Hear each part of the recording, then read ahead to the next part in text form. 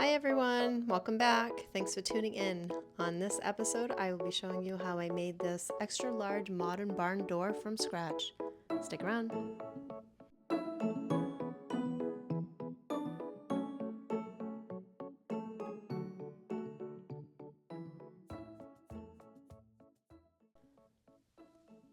You can see here that I've already attached the rail.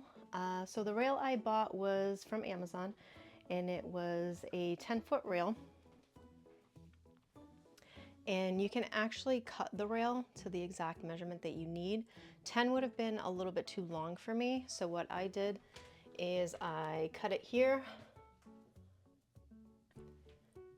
This opening here is from the inside is about 48 inches, and I want the door to go over at least an inch on either side.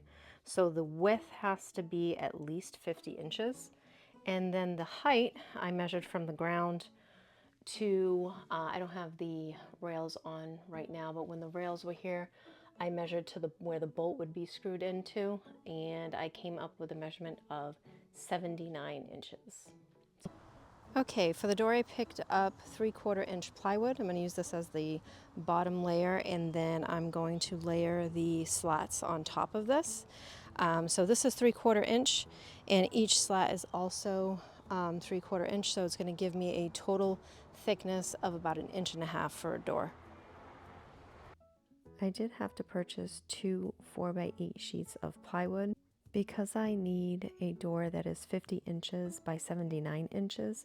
One sheet wouldn't have been sufficient because of course one side is just 48 inches.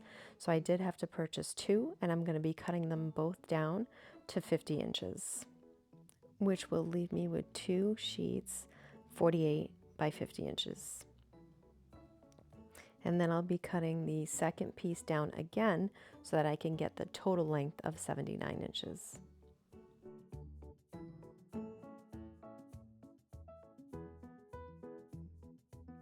Now that I've got my 2 sheets down to 48 by 50 inches, I'm going to be cutting only one of them down further, and that's going to be at 31 inches. Now this will give me the exact measurement of 79 inches total, the 31 plus the other sheet at 48. There is going to be a seam where the 2 pieces come together, but I'll show you how I'm going to hide that seam later in the video.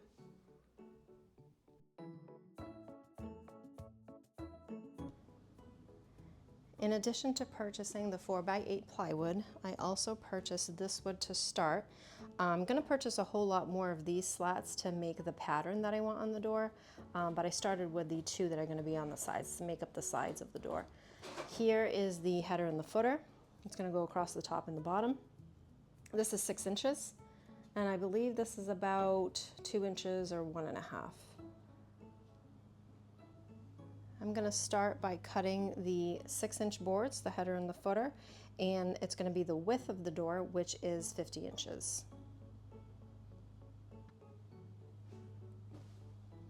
Alright, so this board here, we're going to cut both of them at the same length, and that is the total width of the door, which is 50 inches.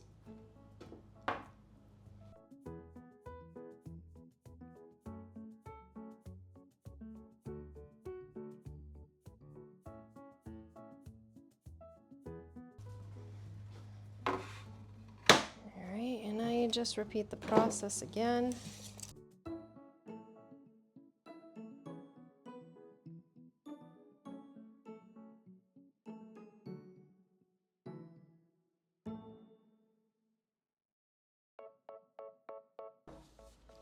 And now we have both pieces at the exact same length, header and footer. For the 2 side rails, I now have to do the full length of the door minus the header and the footer. Now, even though I purchased it and it says, 6 inches, it's actually not, it's 5.5. So always double check the width of your boards. So because each is 5.5, that's 11 inches. My full length of the door is 79 inches, so 79 minus 11 is 68. So that's what I'll be cutting these 2 pieces. So now I'm going to attach the header and the footer first. I'm gonna glue it and then I'm gonna nail it.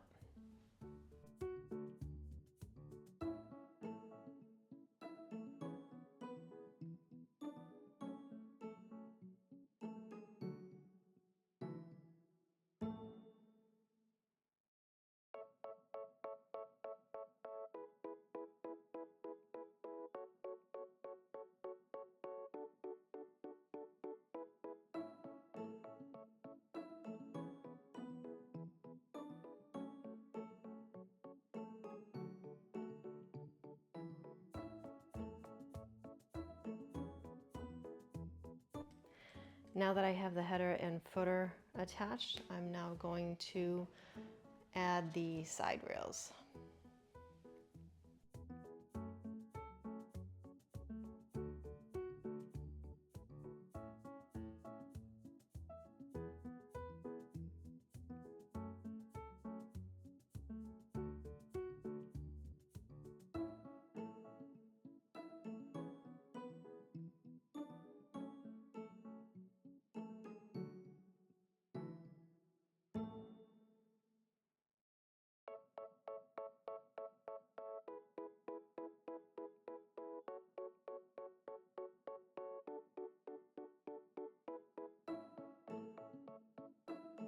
Okay, so here's the door with the header and footer and both side rails.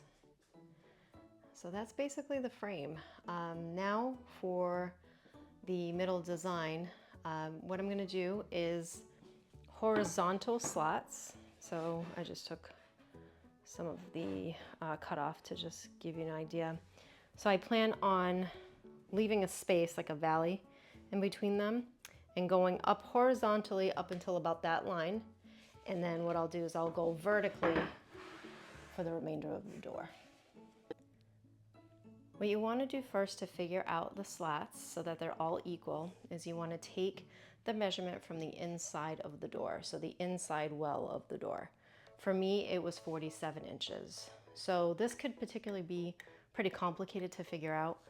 So what I did is I went online and I actually found a really good website to figuring out slats and spaces. So that was actually really quick and easy. I provided a link, so check out the description below. So what you have to do is you have to enter in the space that you have. So for me, it was 47 inches. And you kind of have to play with how many slats you want. I didn't want them particularly too wide apart. So I chose 16. And again, I went based off of the vertical ones that I'm going to put in. I didn't go based off of these. So after I entered in all of my information, it told me that the spacing I was going to need so that everything was even was going to be 1 3/8.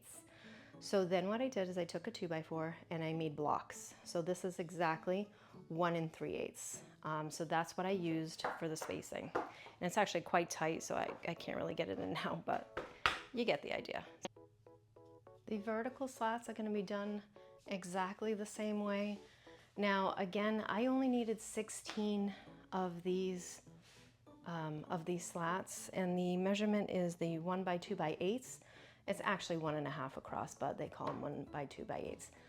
I only needed to purchase 16 of them because I was able to use one of the 8-foot boards for the 2 measurements. So this is only 47 inches and this is even shorter. So a whole 8-foot piece gave me the horizontal and also the vertical slat. So I lucked out because it is quite the expense. Just in the 16 slats, I spent about $140. So keep that in mind when you're coming up with your measurement. This is common pine, and it's really the cheapest that you can get. That's not like oak or anything like that. If you were staining this, I would say go a little bit higher end. I'm painting it, so I went the most cheapest end that I could. So yeah, keep that in mind when you're purchasing the wood. So again, for the vertical slats, you can see I have this overhang that I have to cut because I have to take my measurement. Now that I ended here, I know what measurement I need. Again, that's why I started the horizontal slats first. And basically, once you have that measurement, you put your blocks up, you're gonna slide your piece into place, glue it, and nail it. Same as you did the bottom, and you'll work your way all the way to the end. So hopefully that link that I provided you isn't gonna do me dirty, and it'll be exactly what I needed so that I have all of the even spaces all the way to the end.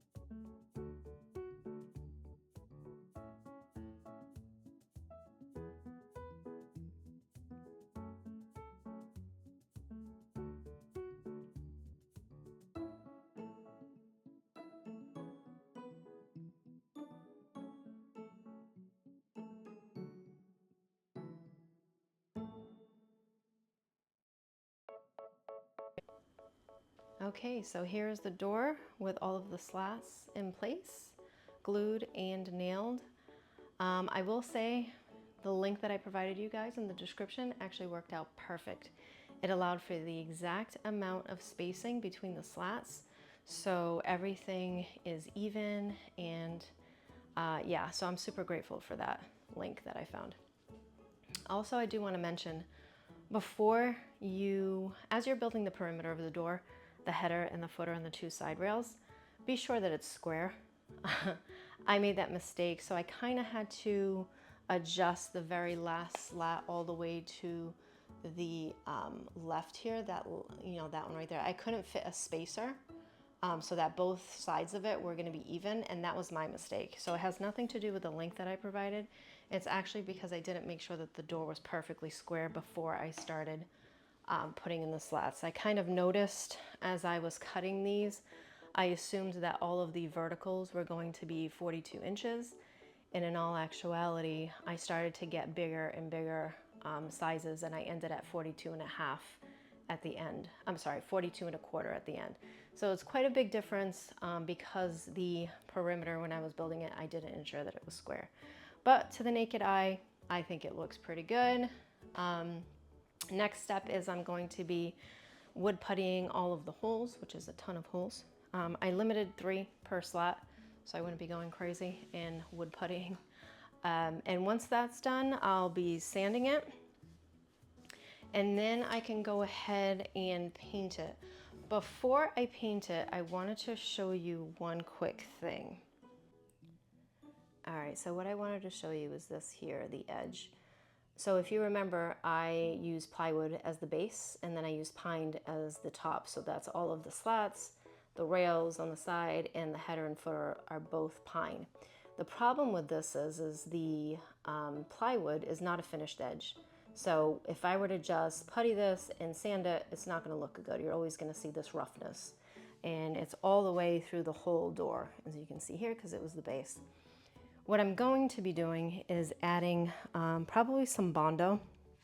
It'll make this a smooth surface so that I'm then able to sand it. It's going to be quite a bit of work, but this finished edge, because it's a barn door, you're going to see it a lot.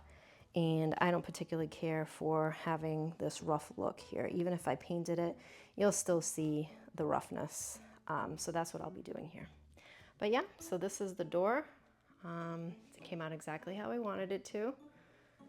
And all of the slats in place.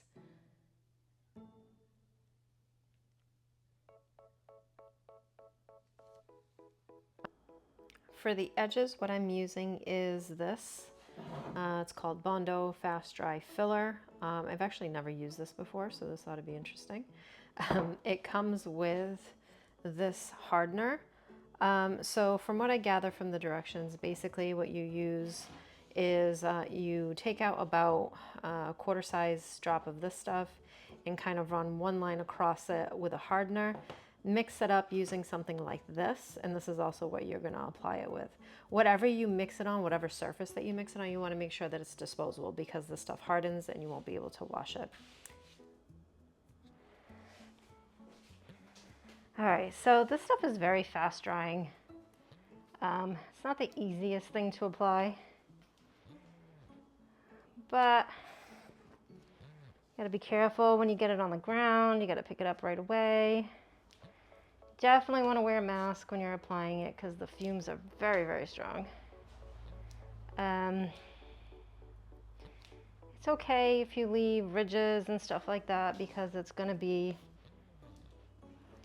sanded down. The idea is to fill the voids here so that it looks like one solid piece.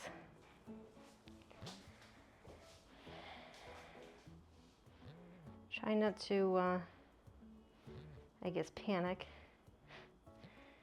because then you'll have a real mess. I feel like Bob Ross here. And I just scrape the bottom so it doesn't fall off.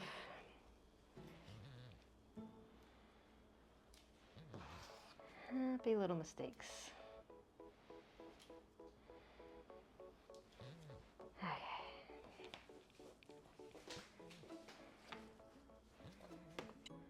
All right, and here is one side.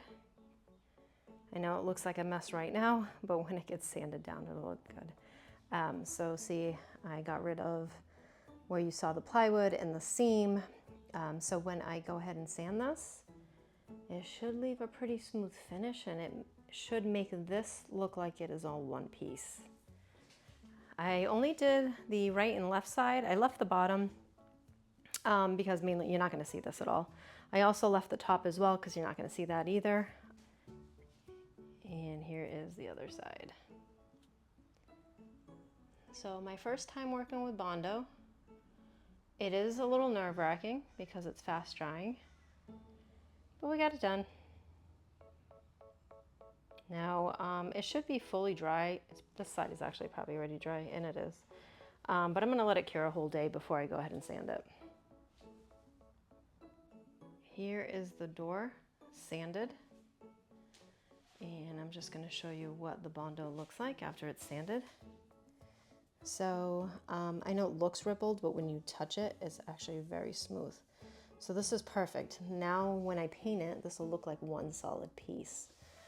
So to sand it, what I did is I used a rotary sander, and I used 150 to start and then 220. And that's basically it. And again, I didn't do the ends because that you won't see. The top and the bottom you won't see. But on both sides here, I applied the Bondo to give it a one full piece look. So we'll see once that's painted what that looks like. I also should mention that I routered a 1/4 inch inside of the bottom of the door. That's actually where the track is going to sit so that it doesn't like swing once it's on the upper track. So yeah, I had to router that yesterday. It's not perfect, but it'll do the job. I also pre-drilled the holes for the rollers. So at either end, wherever you purchase your rail from, just read the specifications that they say. They provide all the measurements. And here is the finished product. This is 1 coat of primer and 2 coats of paint. I actually went with a color called Ranch Mink by Behr. I don't usually use Behr, but I really like this color. So that's actually what I went with, and I think it came out great.